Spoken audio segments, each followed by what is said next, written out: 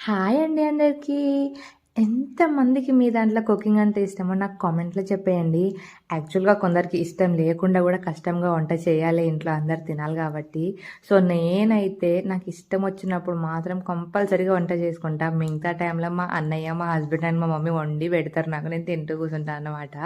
లిటరల్‌గా మమ్మీ అయితే పొలంకెళ్ళిపోయింది. నాకైతే సేమియా ఇట్ మీన్స్ ఉప్మా తినబుద్దయింది. సేమియా ఉప్మా చేసుకుందామంటే సేమియా లేదు. అందుకే నార్మల్ ఉప్మా చేసుకుంటున్నా.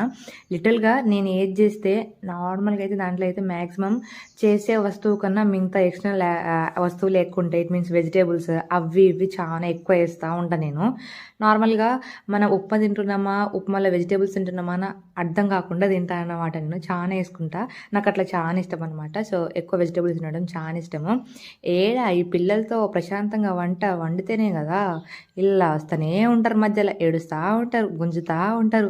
సో, అట్లట్లా అయిపోతది. మొత్తానికి ప్రాసెస్ అయితే మనకు కావాల్సిన వెజ్జెస్ వేసేసుకొని మంచిగా ఫ్రై చేసుకున్న తర్వాత మనం కొలతలు వేసుకొని వండుకోవాలి. కిరాకొస్తది ఉప్మా. సో, మాక్సిమం ఒక్క గ్లాస్ ఉప్మా అనుకోండి 4 గ్లాసులు వేసుకోండి లూజ్‌గా కావాలంటే. లేకపోతే కన్సిస్టెన్సీ కొంచెం గట్టిగా కావాలంటే 3 గ్లాసెస్ నీళ్ళు చాలు. పర్ఫెక్ట్‌గా అంటే పర్ఫెక్ట్‌గా వస్తది. ఒక్కసారి ట్రై చేయండి.